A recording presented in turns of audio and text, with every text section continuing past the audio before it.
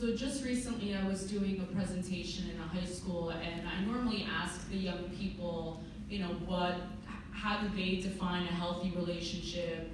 How do they define an abusive relationship? And then we'll talk a little bit about just behaviors, even in terms of text messaging or dating or what that's like. And recently, I usually ask this question every year, and last year, a young lady in the school told me that she will text message her partner up to 100 times a day. And this year, that number has changed to 400. So the trends of young people getting really emotional and just they become under distress, really, that if they can't have their phones with them at school, if they can't constantly text their partner, they'll say things to their teachers or counselors like, oh miss, I'm not gonna be able to text message my boyfriend back and he's gonna get upset. And they'll even start to cry, and they get really distressed by this. That is a trend that I've been seeing in schools, where young people need to be able to talk to their partner through text messaging. The students are staying up really late, they're coming tired to school, their boyfriend or girlfriend, they might be keeping them up, or the person that they're dating, up till 2 o'clock in the morning. Recently, one of the things that I felt was pretty disturbing is one of the students shared that it's pretty common for young people to share all of their passwords for Instagram, Snapchat, Facebook, whatever it is, they're sharing their passwords with their partner. And when I asked why, the student was like, well, it's the next level of trust. So they're seeing these behaviors as taking their relationship to the next level, right? And so that's something to me that's really concerning, that I brought up. Well, isn't that really disguised as a way of control, to be able to see what you're up to or control what you're doing? And they're just not seeing that these are the beginning red flags of being in an abusive relationship.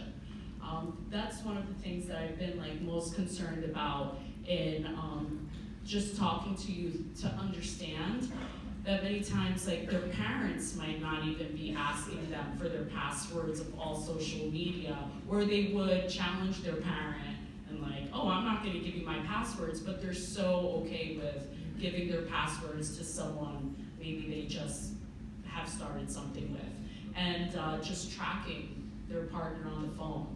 That's more common, especially now with Snapchat.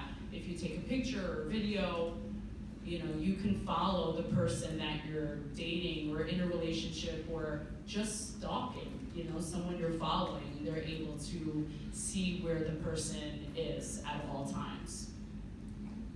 So I would agree, is defining relationship through technology. I think what we're seeing more often, unfortunately, is the taking of pictures, taking of nude pictures to show that I love you, and so it almost becomes a contract. And then on the other side of that, the minute we break up, then I will send you a new picture to other people to embarrass you. So then it's kind of like a punishment that's occurring. So unfortunately, phones, which we need, and technology, which should be a tool, not a way to develop relationships, is guiding how some of our young people are engaging in relationships. And that's disturbing, because we're almost kind of losing our humanity.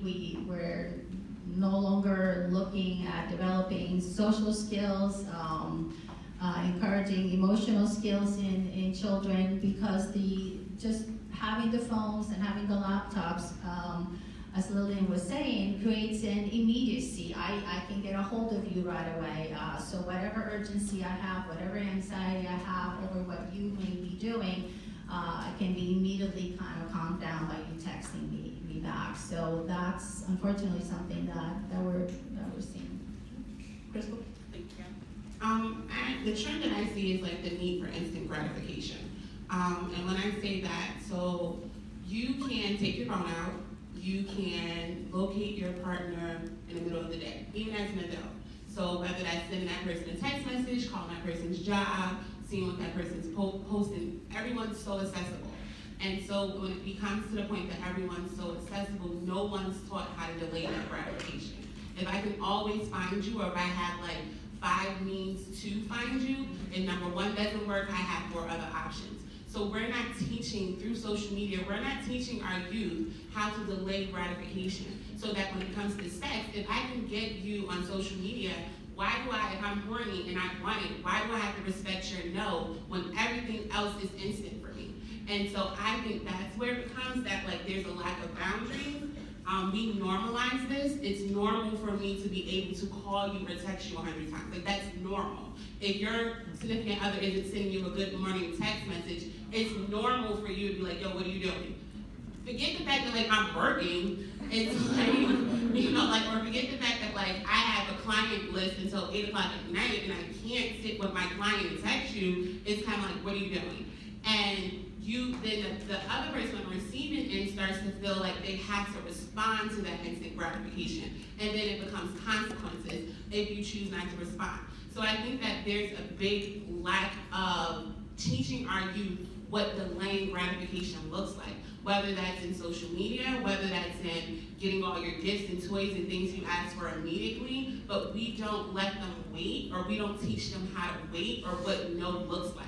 So if mom isn't teaching me no, then the girl that I want to have sex with, why are you telling me, or the boy I want to have sex with, why are you telling me no? And so that delay of gratification is a big piece, and it's a trend that's like, we're nurturing it. We're nurturing that delay in this social environment. I would even take it a step further. We teach our children that. We post on Facebook where we are, we check in somewhere, we indicate what we're seeing, what we're doing. How many of you post photographs of where you are on vacation before you return home? You know, you want people to know where you are at all times, and then you're shocked when your house gets broken into. Or you want to know, well, why did someone know that I was there? We teach our children that we want to put our information out there. My phone is for my convenience. Yes, it may be convenient for you to reach me that way, but my phone is for my convenience. It's on Audible when I want it to be on Audible. I reach out to somebody when I want to. It's not a method for someone to track me. I know how to turn off my privacy settings. Children don't know that. Children don't think about that. They want people to know where they are and what they're doing. And that's dangerous, not only for teen dating abuse, but it's dangerous in general for other crimes too. They're making themselves very susceptible, and we're not teaching them that that's not okay. A lot of the things that we're seeing in terms of trends with dating abuse is that there is less communication with parents than there's ever been before. You would think with phones and social media there'd be more opportunities to communicate, but really children are more isolated and more in this tunnel vision of what's on their phone in front of them, not communicating to people around them and trusted adults. And when things are happening and another child or a teenager or whatever it may be is getting an upper hand and able to control them, and that's where their trust lies, they're not coming for help.